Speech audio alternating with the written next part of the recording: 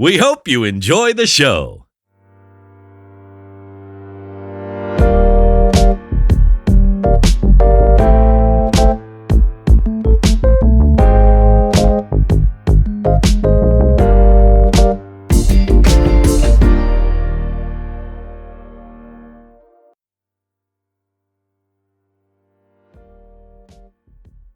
Welcome to DDT Divas, the podcast, Season 2, Episode 2. DDT Divas, the podcast, gives you the who, what, when, where, how, and why in Black pro wrestling. Whether it's talking with the hottest Black wrestlers in the industry or chatting with Black fans and Black content creators, DDT Divas got you.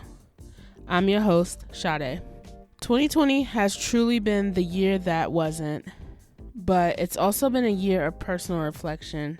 I've been reflecting on so many things, including my DDT Divas journey and my journey as a pro wrestling fan. But before I discuss my journey as a wrestling fan and my DDT Divas journey on this episode, I want to let everyone know that they can subscribe to DDTDivas.com at the DDT Divas website, DDTDivas.com. You can also follow DDT Divas on Twitter, Instagram, Facebook, and you can also join the DDT Divas Discord server. And just a couple days ago, DDT Divas, the podcast, made its way to Apple Podcasts. So now you can listen to DDT Divas, the podcast, on Apple Podcasts, Anchor, Google Podcasts, Radio Public, Overcast, Breaker, Pocket Cast, and Spotify. Okay, back to the good stuff. For the last couple of weeks, I've been thinking about my journey as a wrestling fan. For me, wrestling has been a big part of my family life.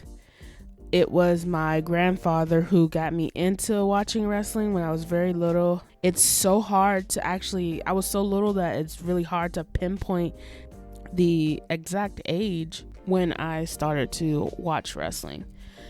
Some of my earliest memories of wrestling was the Monday Night Wars, WWF, and versus WCW. I was a kid during the time of the Monday Night Wars, a young kid at early age, not a teenager, just a young kid. So growing up as a kid, I didn't really have many wrestling friends besides like my cousins. My cousins, when we were little, they watched wrestling. But it was the 90s, so a lot of people watch wrestling, but I never really had this circle of friends to discuss wrestling with. Like, none of my close friends watched wrestling. And as I got older, my cousins, the cousins that are closer to my age, my cousins that are my age, they kind of stopped watching wrestling.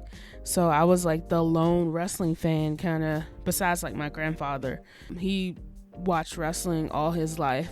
But for like my peers, my cousins, they stopped watching wrestling. And so I really never had this wrestling support group or, friends to talk about wrestling with.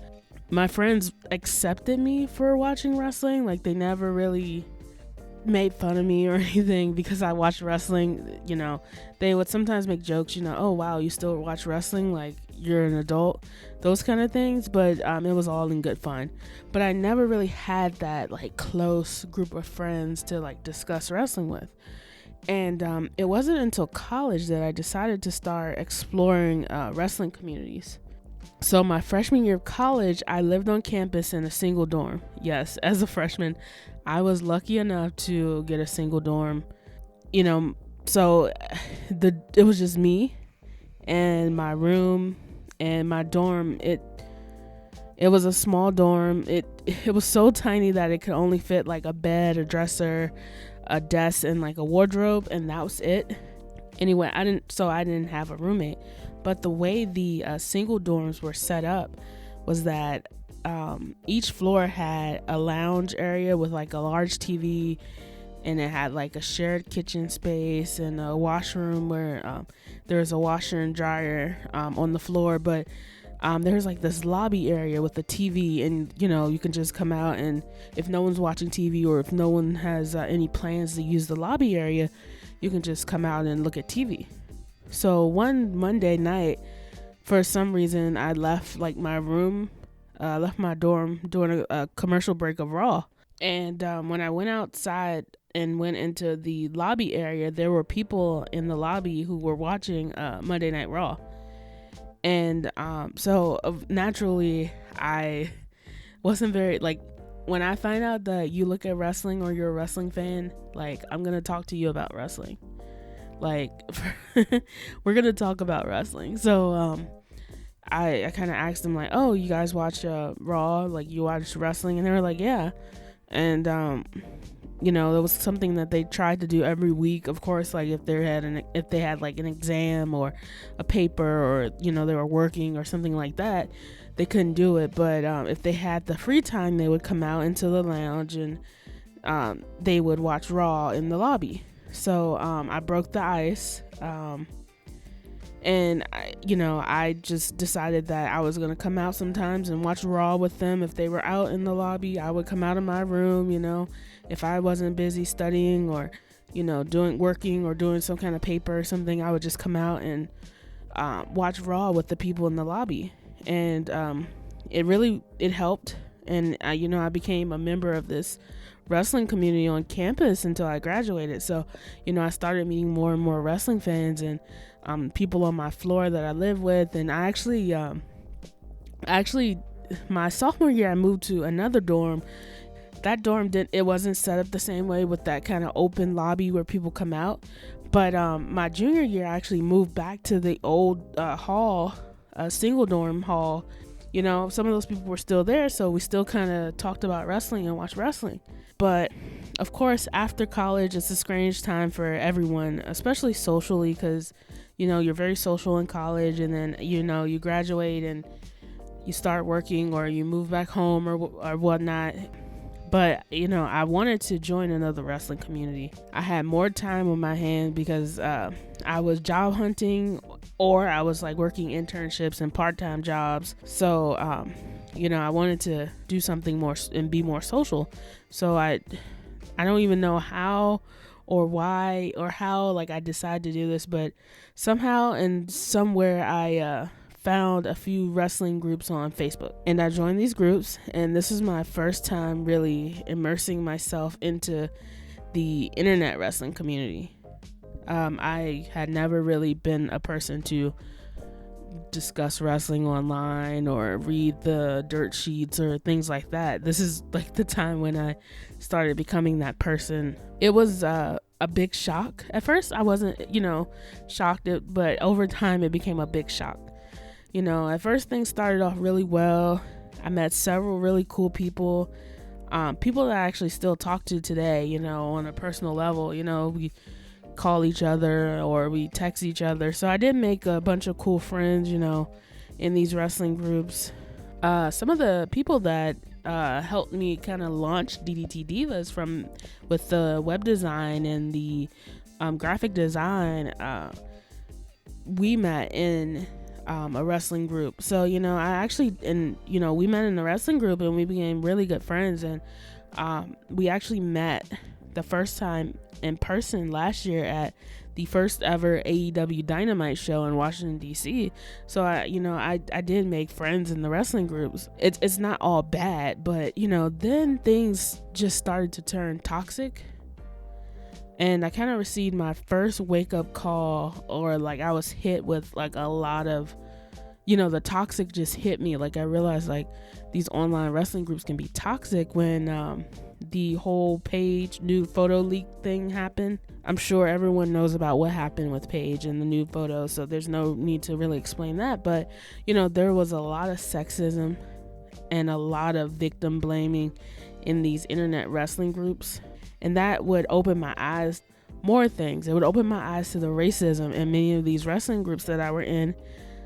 For example, you could not talk about black wrestlers or black wrestling or any issues that may affect black wrestlers or black fans. If you did, you can guarantee that someone in the group is going to label you as a racist. They're going to bust out old reliable, you only like him, her, them because he, she, they are black. That's the old reliable in a lot of these internet wrestling groups. If you're black and you talk about a black wrestler, maybe you just want to, show your favorite wrestling matches from this, in particular black wrestler, you're gonna get it. Like, people will call you a racist, and it got to a point, like, I'm very passionate about, showcasing and appreciating black wrestlers, that it got to a point where I would sometimes get private messages on Facebook, like nasty messages, very sexist messages, very racist messages, calling me all types of names because, I like Naomi, I'm a fan of Naomi, or I'm a fan of Sasha Banks, or, I'm a fan of, any black wrestler. So, and I would report these incidents to the admins, but nothing would really happen. I don't know if it was just because the admins didn't care that someone was, reporting, or they just didn't take racism and sexism very, very serious, or if it's just that it was because there's a large amount of people and there's one or two admins. But it became an issue, and I had to kind of like step back a little bit, so I wasn't participating as much as I did at first, and it got to a point where, honestly, I could say I probably began to hate the internet wrestling community, and I started to like hate these like Facebook groups, wrestling groups. But the final straw for me was during Naomi's SmackDown title reign. So I'm like a huge Naomi fan, like a huge fan. Like, I love Naomi. I feel the glow. Like, she is an inspiration to me. Like, she is the best.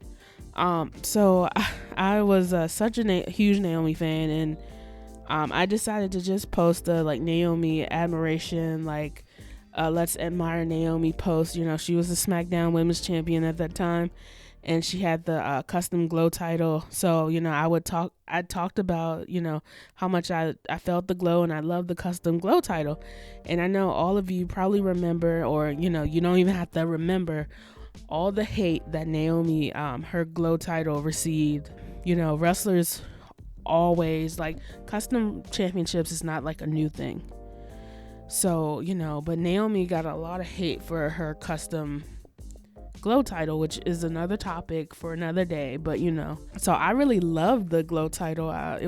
It's one of my favorite custom championships. But anyway, that post was like, this positive post, like, to Naomi became like this toxic feeding ground for racist wrestling fans, sexist wrestling fans. And like, one fan person in the group decided that it was okay to call a black woman racially insensitive names, and I'm not gonna repeat. Even I think I even still have the screenshots of what that person said, because I was so upset that day. But I'm not gonna repeat it here. But yeah, this person made very racially insensitive things. He said very racially insensitive things, and that was it for me. I was livid with the T. Like, I was livid with the T. I was livid. And I still remember a black woman who was commenting also on the post, and she commented and told me that I didn't have to like put up with this, and that I should consider like leaving this Facebook wrestling group, and I should join this other group. And I was like, ooh, what other group? She's like, there's another group, and this stuff like this doesn't happen, in this other group. And I'm like, ooh, what group is this? And she's like, the group is the Nation of African American Wrestling, aka NAAW, NAAW. So I was like, ooh, like, let me check this group out. So she invited me to the group NAAW, Nation of African American Wrestling, and I have never looked back, and I'm happy that she invited me to NAAW. This whole experience of the toxic Facebook groups and joining NAAW is one of the many catalysts that inspired me to create DDT Divas, a space where, me as a black female, create and can inspire and can, gatekeep as an editor of content for people. The whole Facebook group experience really kind of inspired that. It's one of many things. So anyway, I know you guys are probably tired of hearing me talk. I've been talking probably the longest I've talked on the podcast, just me talking or doing an introduction. So without further ado, please welcome this episode's guest, Jabari McIntyre, the creator of the Nation of African American Wrestling, known by many in the group and many online as NAAW.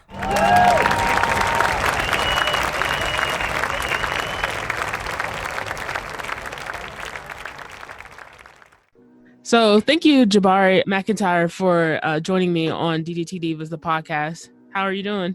Doing pretty good. How are you doing? I'm doing great. Just taking life one step at a time. That's all we can do at this moment. Yeah, interesting year.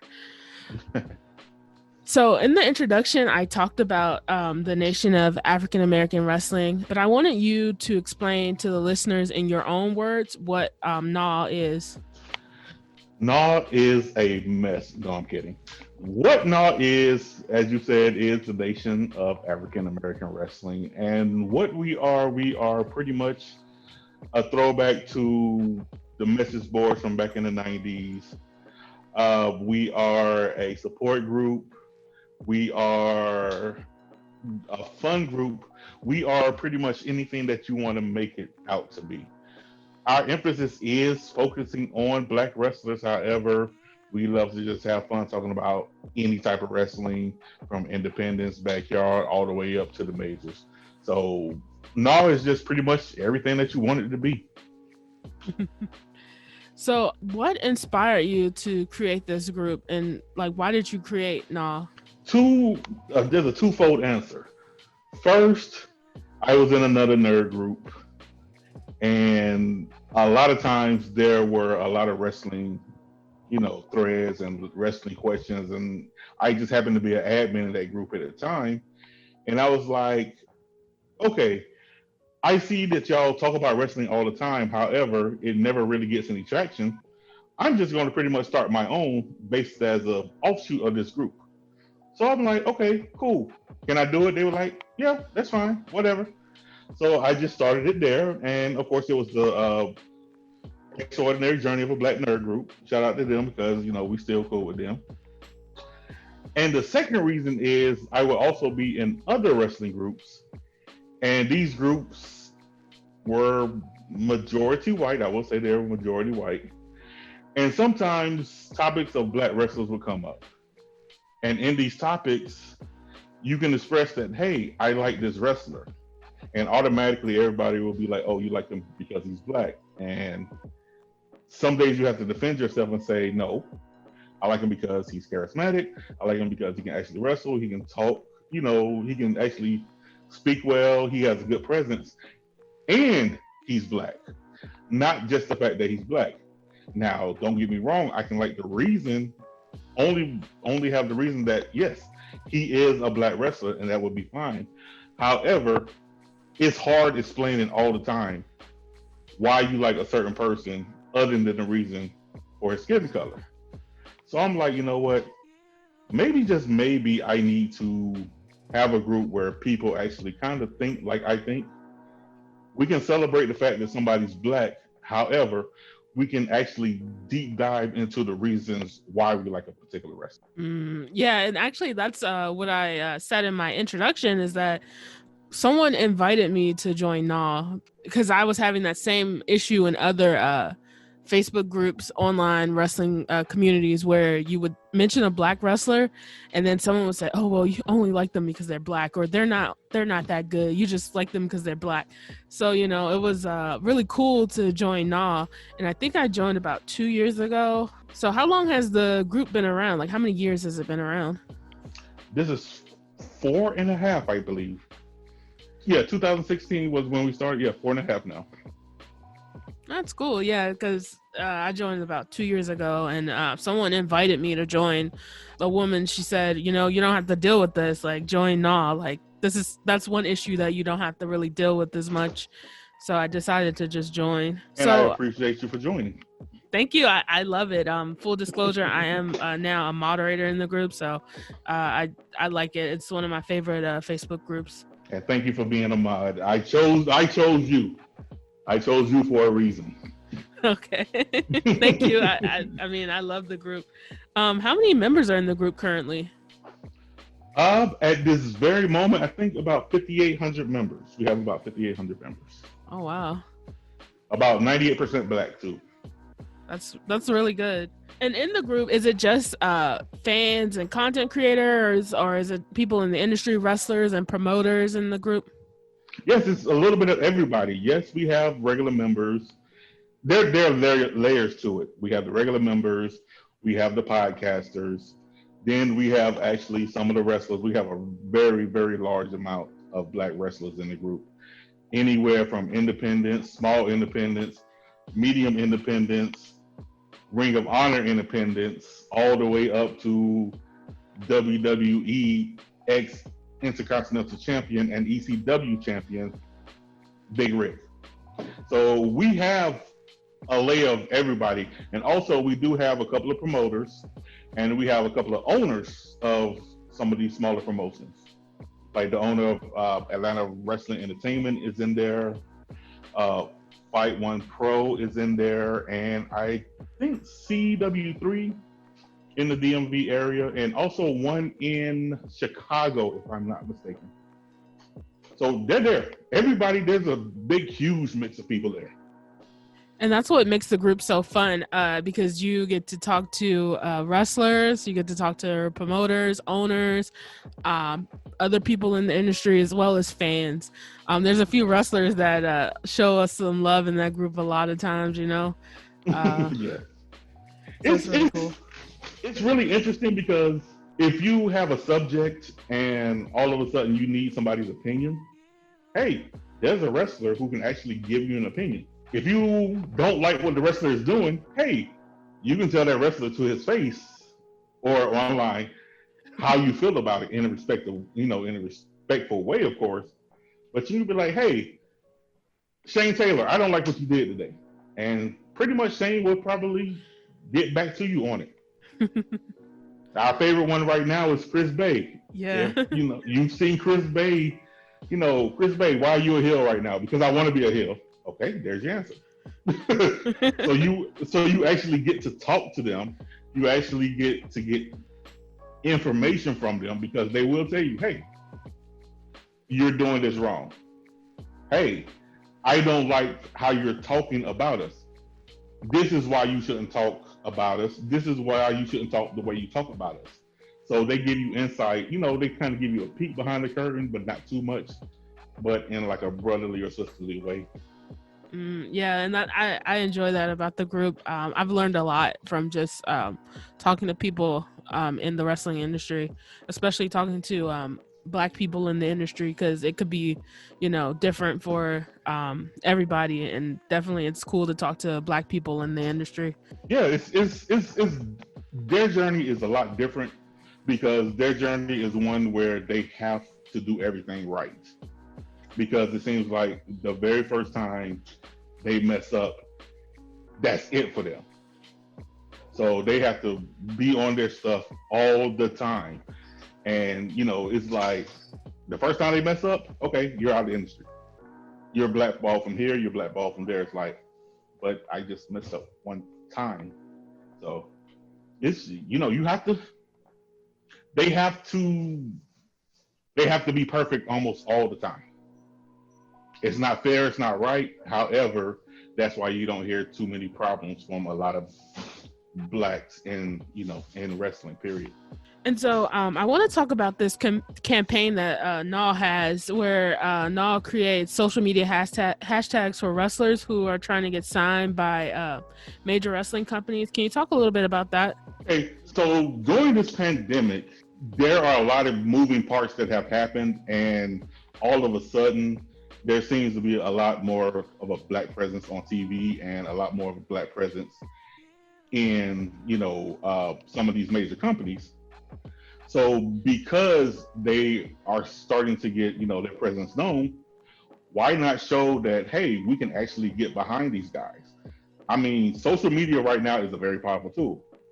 One hashtag and one like can turn into 100 likes in about 15 minutes. Or it can turn into 1,000 likes, or it can turn into a campaign where like a warhorse, so to speak, had 16,000 retweets and got on AEW just because people were retweeting. So what I decided to do is, okay, I see these guys are starting to hustle. Nobody knew who they were. However, because I had prior experience seeing some of these guys here in Atlanta, I was like, hey, you know what? I actually know them. Let me go ahead and tweet, hey, hashtag, support so and so and so and so. Hashtag sign this person, sign that person. So what it is you're not going to be seen on TV, and I'm not going to say something about it. It's like, hey, let me see if I can get my influence out there. I know I don't have a big influence as far as Twitter goes or Instagram. However, I know on Facebook, you will know who these people are. Even if they're, even if you've never seen them before, even if you have seen them before, you are going to know by the end of this who they are. So it's just our job to support our own, so to speak. I totally agree, and that's why if I see it, and I will always retweet the NAAW tweet with the hashtag sign wrestler. And what do you say to people who, because I've seen it, I've read it, I've heard it, people say like, well, black wrestlers shouldn't have to beg for a job, people shouldn't have to be begging, these major companies to sign black wrestlers. What do you say to people who feel that way when they see, something like a hashtag sign a black wrestler, so to speak? To those people, I will say yes, and one point you are correct, because they're also the second part to it is, why don't you start your own? The problem is most people don't know that there are black wrestling companies out there, and we do tweet them also. It's not that we're just tweeting to the major companies. They only just pick and choose what they actually want to hear, actually, pick and choose what they want to see. Also, too, if it's a wrestler's job, if it's a wrestler's, dream to actually get to AEW, why don't we help them? Part of it is, what the wrestler wants itself. Say, for example, with Chris Bay, before Chris Bay got on with Impact, we had a hashtag stating that, sign Chris Bay anywhere. We weren't really specific about it. We were like, hey, this is a person that you need to know, sign him. And then once Cody Rhodes got to it, we were like, okay, sign him to AEW. That was fine. However, we were still like, hey, sign him anywhere. This guy needs to be seen anywhere and everywhere.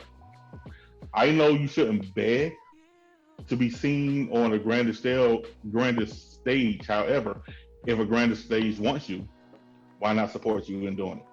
Yeah, and I mean, for me personally, I feel like a lot of wrestling companies want to see how much fan support a wrestler has, and it's just shows just how much support that this wrestler may have if they have fans sharing and tweeting and retweeting sign them, a hashtag that says sign them. So I guess to me, I see it as more like a marketing tool. Right. And one of the best examples of it right now would be Shook D, Pineapple Pete right now, because of everything that's going on with him. Yeah, we want him signed to AEW. However, pretty much it just seems like he just wants his name out there, and I have no problem supporting that. Yes, he just so happens to be on AEW right now, and because he's on AEW so much, he has like 3 T-shirts now. He was the second highest T-shirt at one point in the company. So getting him getting his name out and us supporting him, it works. That actually works. Now he's pretty much in control of his own destiny. Does he want to sign with AEW? Fine. Does he want to go across seas? Fine. He can do whatever, because hey, we actually supported him. We got behind him, and people are really knowing who he is now. And in an industry that is not really targeted toward black fans, why is it important to create communities for black fans and for black wrestlers and black owners and promoters? Because we all actually love this business. At the end of the day, we all love this business. We love different parts of the business. As fans, we like watching who we like. As wrestlers, we like, as the wrestlers, they want to get to a place where they want to go, where they can control their own career, because at that point, it's their career. So it's important because at this point, it's a support system. It's a support group. You have every facet and every stage in order to actually make it as a wrestler at this point. So why not take advantage of it?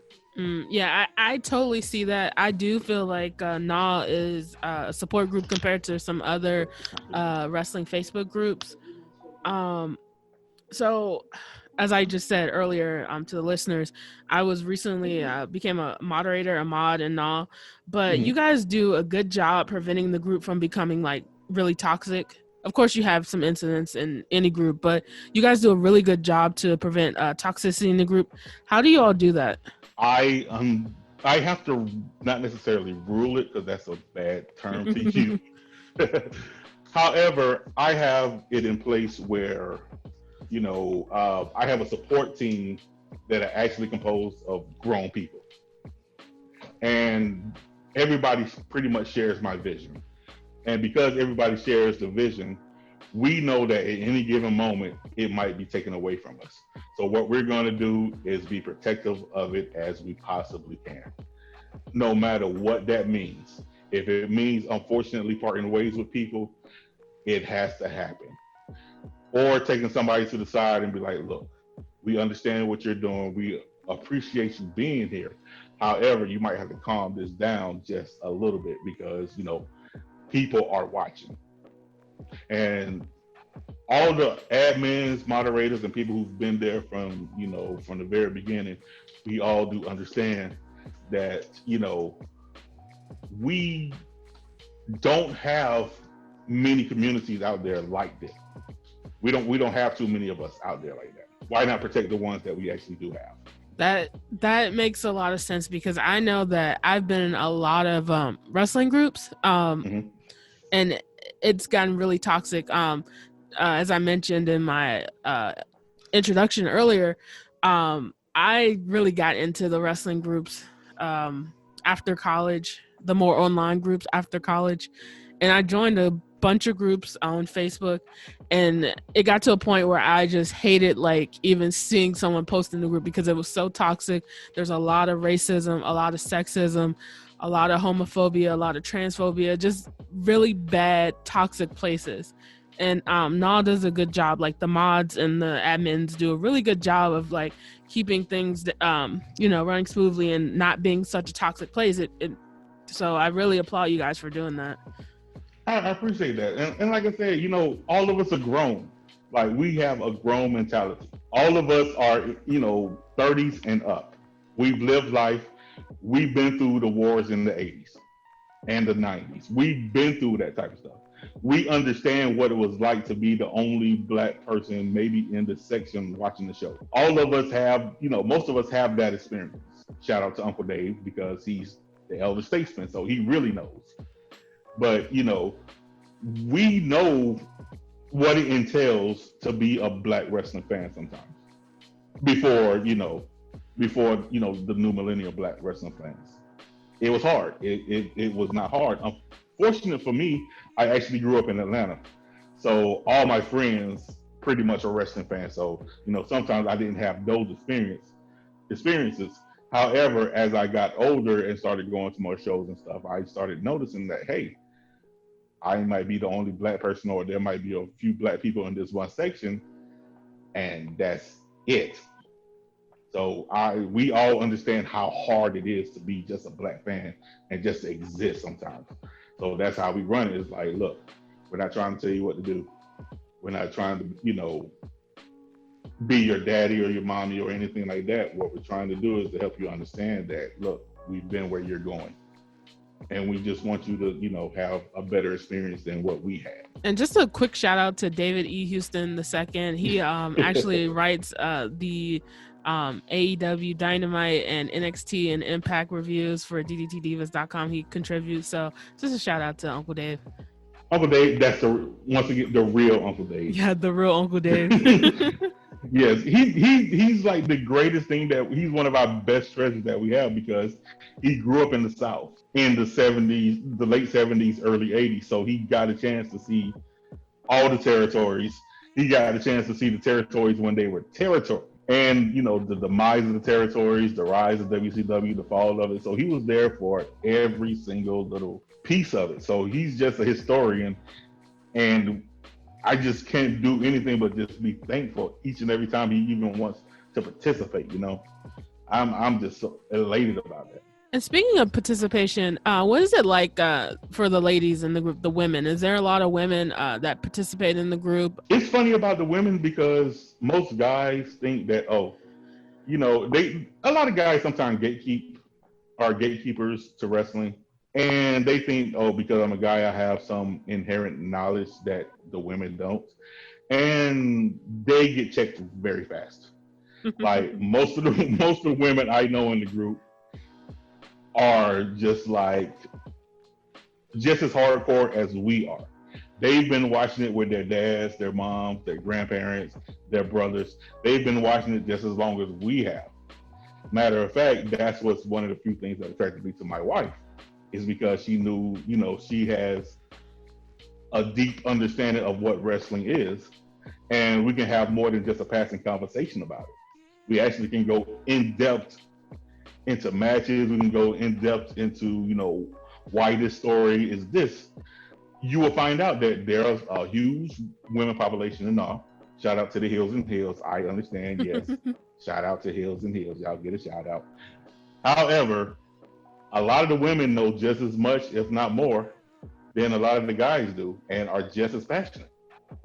So that brings another dynamic too. And then another thing is the women are just as quick to defend themselves and chump somebody off for disrespect as some of the other members are. So it's like, hey, we created that environment where everybody is equal. We are all equal in this. We are all black wrestling fans, not, male black wrestling fans or female, or women wrestling fans, excuse me. We are all just black wrestling fans. And we appreciate the fact that all of our experiences go into this group. Yeah, I appreciate that about the group. People, of course, there's always, like I say this, like people, I don't want anyone to think like nothing ever happens in groups, because there's always something that happens. But compared to other groups, NAAW is pretty cool. Like not a lot of like drama, as much as I've been in other groups where there's constant drama and there's maybe one admin, maybe one moderator, and they can't really manage all the drama and all the toxicity in the group. Right. I mean, and that's why we have so many admins and NAWs. However, I also told some of the older members, look, you've been in here and you've rocked with me. I have met a lot of you guys. I've met a lot of members, or talked to some members on a daily basis or once a week. So they understand, look, we're here about business. We're going to have some fun, but we're here about business. Anybody that's messing up the business has to be checked, or they have to go. So most of the older members do realize, like, hey, we like actually what we do in here. We actually like the group as is, and we want to protect it. Once again, like I said earlier, we want to protect the group. So, that's why we, when it comes to drama, we dead it really fast, or at least we try to dead it really fast. It doesn't matter what it is. Oh, you're not going to say the N-word. If you say the N-word and one of the admins don't check you, or admins or mod don't check you, one of the older members will be like, look, they have a no N-word policy. Could you please go ahead and, cut that out, edit that out, please, for me. You're not going to disrespect the women in here, because the women, you are our equals, you are our sisters. You protect us just like we protect you. So, we are a family. Yes, family has drama, but family sometimes knows how to kill that drama. Yes, and you mentioned that NAAW is a family. You guys, so NAAW is more than just like an online Facebook wrestling group. You guys actually have had in-person activities, like you in Atlanta. You guys like actually meet up down there, don't you? Yes, we since Atlanta Wrestling Entertainment, shout out to AWE and Murder One and Josh. Both of them are actually in the group. Josh Will is in the group and Murder One is in the group. What it is that once they entered the group and found out, hey, Atlanta Wrestling Entertainment is owned by a black owner, I can't in my own judgment be like, okay, yeah, I'm gonna support WWE or Impact, but I'm not gonna support somebody in my own home that's black. That is kind of counterproductive to me. So what it was, we started going to the shows. Me, my wife, and one of my best friends actually started going to the shows. We went to one show, they showed us love, we introduced ourselves, fine, boom. The next show we added, one or two other people. And, from there on out, they kept showing us love, we kept showing them love. All of a sudden, more and more people actually wanted to go to the shows with us, and actually see what's going on.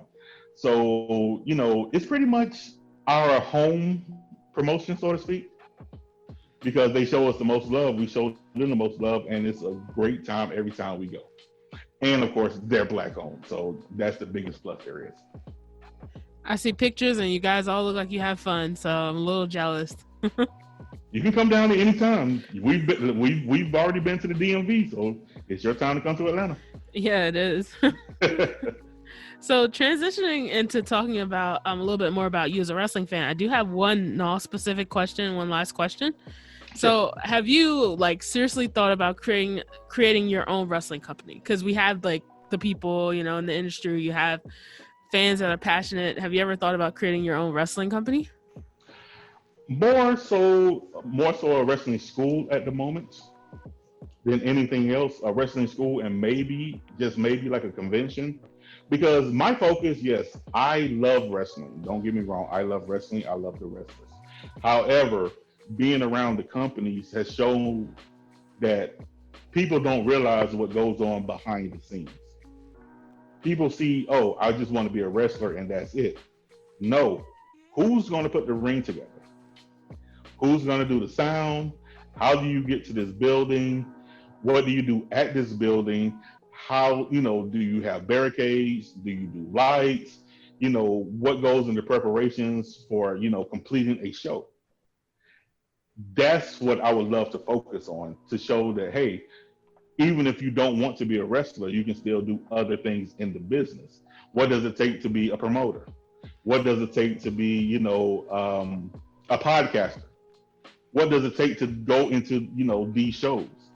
What else is there besides a wrestler? And that would be, my ultimate goal, to actually start a school that focuses on more than just being a wrestler. A school would be cool. That would be really cool. Yeah, and just not for the wrestlers. Like I said, do you want to be a manager? Fine. How do you be a manager? What goes into being a manager? Speech classes, inflections, how do you connect with a crowd? All of that, I want to be ingrained into a school, and not just focusing on just, bumping and, hurting your body all the time.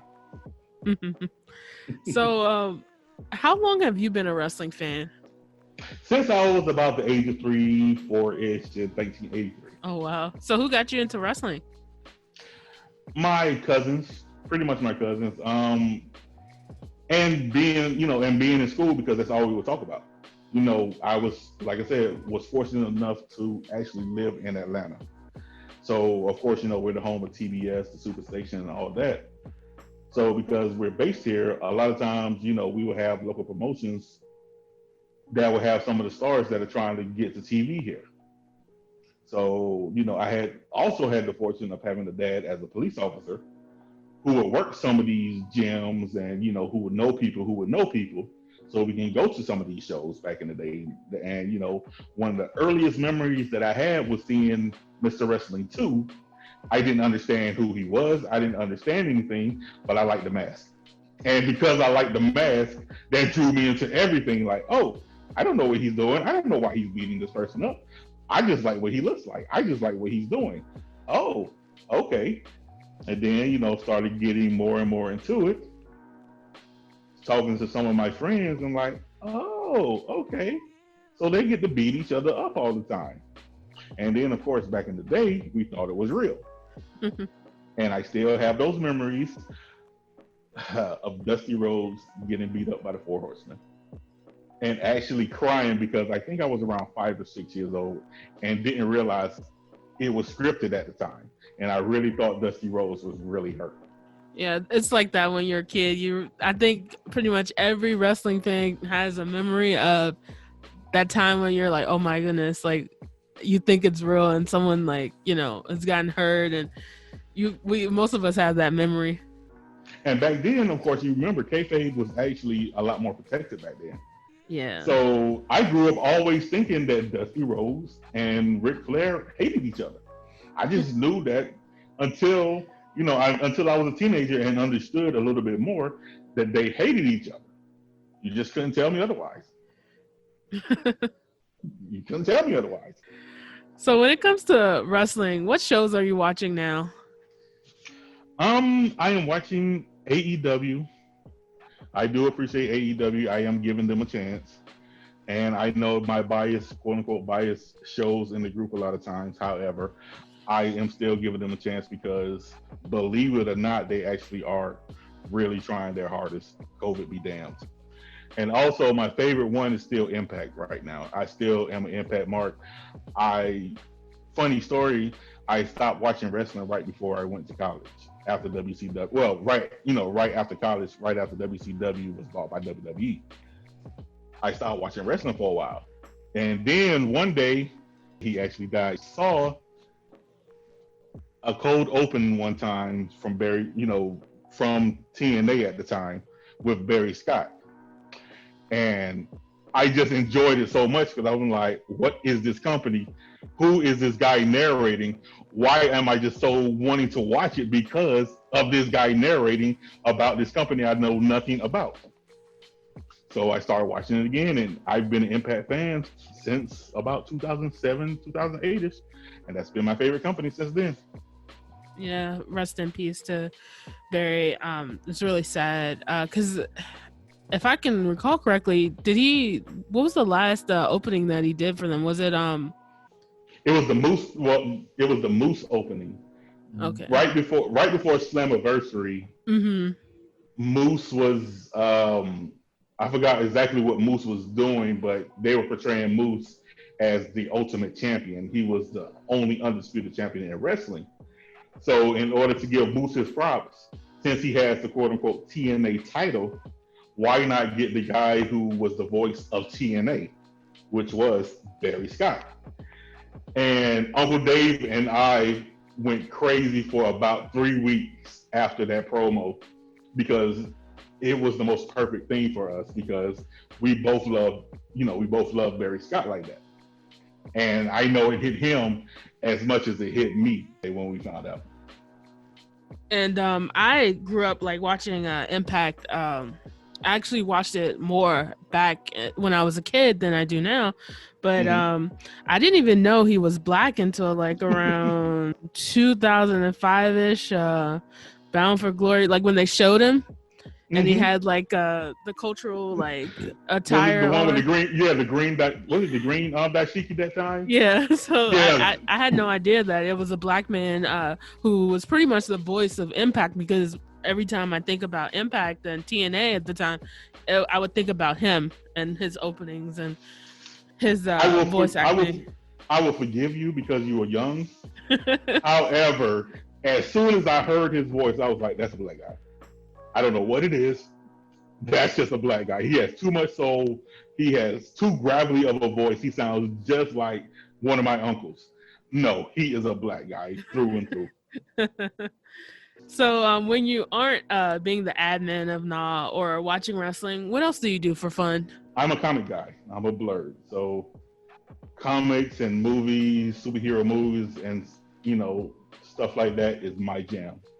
I've been collecting comics just as long as I've been watching wrestling. And actually, I have a bigger love for comics than I do wrestling. And also, I love my Atlanta Braves. I love baseball. Once again, growing up in Atlanta, you had two things. You had wrestling and you had the 90s Braves, who were always winning. So it was easy to root for the Braves because, hey, they were my team. They were in my city. We're always winning. Hey, let's do this, So baseball, comics, and of course, collecting pops. That is my passion. Yeah, it's been a rough couple of days, weeks for Blurs because of Chadwick Boseman's death, which was unexpected. It's like it's the announcement I noticed on social media was like after SmackDown. Like so, Yeah, so Chadwick just started off this like, come on, not Chadwick. How did he die? Why did he die? What's going on? When did he get cancer? And just like all these questions, like we don't understand it yet. It's still fresh. Like, what's going on? Why didn't he say anything? What happened? You know? yeah, it was shocking. Yeah, it just real tears were shed that day. Real tears were shed that day. So before you go, I need to know your list of black goats, and if you can give me maybe 10 black goats, 5 men and 5 women, if possible. Okay. Any company, anytime? Any company. Anytime. Company. All right. First and foremost would be Booker T, Mark Henry, Jay Lethal, Kofi Kingston, and my fifth one always changes because I always love Ernie Ladd. However, I can't forget Xavier Woods sometimes too, and I'm not saying that he's a GOAT right now. However, I highly respect what he does. So if I had to choose, it would be Ernie Ladd because come on, it's Ernie Ladd. I mean, you know, he kind of paved the way for pretty much everything that goes on right now. As far as the ladies are concerned, Jacqueline is always number one. I don't care what list I have, Jacqueline is always number one. Jazz, Awesome Kong. Ooh. You got me on that one. I would say that I like Charmel for what she did because outside, you know, for being a ballet. So, and of course, you know, being Booker T's wife, so she would be number 4 for me. And number 5,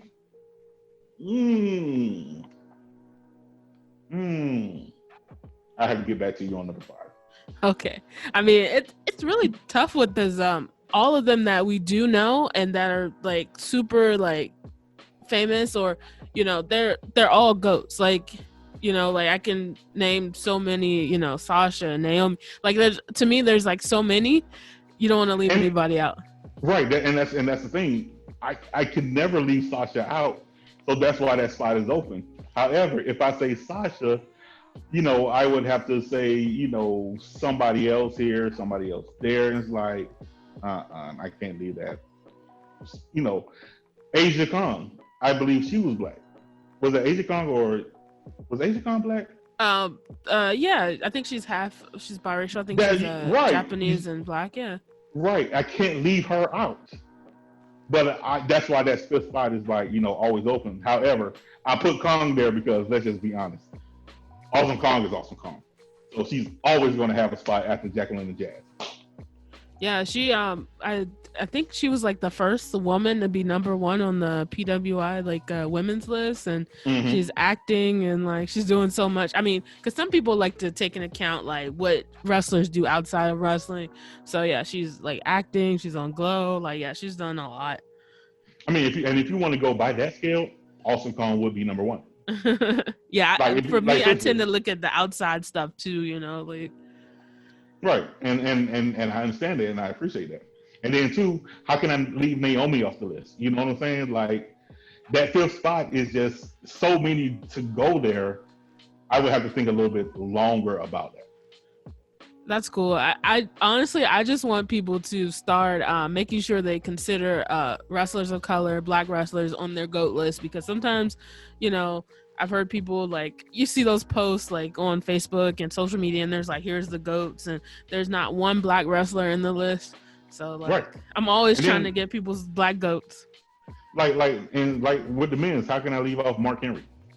And Mark Henry is my guy. Mark Henry is that guy for me. But I have to leave him off the list. It's tough.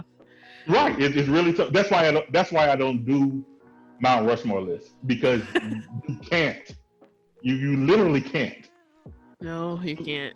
Yeah, too many people mean too many different things at too many different times. Like Jay Lethal. How can you leave Jay Lethal out when he is a 2-time Ring of Honor champion and he sold out Madison Square Garden on an out of WWE event? Yeah, That's the first time. Right. You see what I'm saying? It's tough. Like, you didn't even say The Rock, and like, it's just tough. Right. Like, Right. Well, me and The Rock have a love-hate relationship because my wife likes him so much. So I just tend to never really acknowledge him. I let her do that.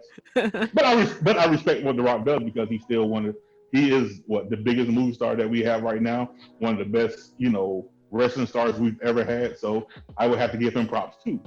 However, I know he wouldn't mind me leaving him off the list or, like an Ernie Ladd and a Booker T and stuff like that. I know he wouldn't mind if he were to listen. Shout out to you, Rock, if you're listening. So there may be some listeners who are interested in joining NAAW because you told them how great this group really is. So how can they join? And is there any way they can connect with NAAW on social media? Okay. To get into NAAW, you just can't be like, hey, I just want to get into this wrestling group. We are not necessarily very selective. However, there is a certain type of person that we want there. Meaning, we don't want drama in the group. So if you're going to bring drama, no. However, if you want to join NAAW, on Facebook, it's Nation of African American Wrestling. On Twitter, it's NAA Wrestling. That's NAA Wrestling because we couldn't get the whole thing. And we're starting to build up in Instagram. So once again, on Facebook, Nation of African American Wrestling. Once you start putting it in, it'll come up. And we don't care if you're black, white, Chinese, Hispanic. We really don't care. Great, sweet. Like, just for the listeners, I'm in NAAW. I love it. It's a great group. I hope that there's some wrestlers listening to the podcast who might want to join. It's a great supportive group. And just thank you, Jabari, for help managing the group and just everything you do for the group. And thank you for being on this podcast. I really appreciate it. Thank you for having me. Thank you for participating. Thank you for just being there, because this can't work without y'all. I know I just started the group. However, the group works because you guys come in and just as passionate as everybody else. Black wrestling fans are just as passionate as everybody else. So that's what we're going to show. Thank you, Jabari.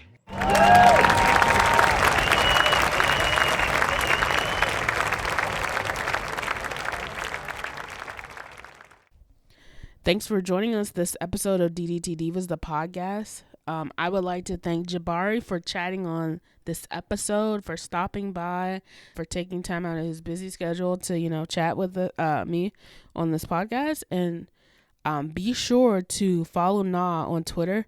And they just created an Instagram account. So, follow them on Instagram.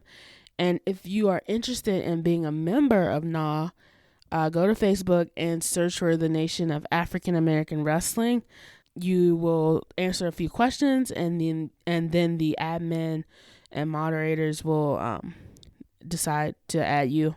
NAAW is a good group if you're serious about wrestling, if you're serious about black wrestling, if you're serious about being a black fan, if you're just serious about wrestling. It's a good group. A lot of good people in that group. I'm in that group. I'm in the group, and I am always doing discussion questions and commenting, and it's just a really good group and a really cool group. Make sure to visit ddtdivas.com and make sure you subscribe to DDT Divas. If you subscribe, you will receive an email every time a new article, any website content comes out. You will receive an email from WordPress saying, hey, here's a DDT Divas article. You should check it out. So you'll never miss an article again. And be sure to follow DDT Divas on Twitter, Instagram, and Facebook. And also join the DDT Divas Discord server. If you're in a Discord, make sure you join the Discord server. And also just be on the lookout. I'm very excited. Since I've been reflecting on DDT Divas, I'm planning a bunch of stuff and it's just been taking me a while to do the stuff, but I'm working. And be on the lookout for some very exciting things that have been planned for the near future for DDT Divas. Just stay tuned. And as always, thank you for listening.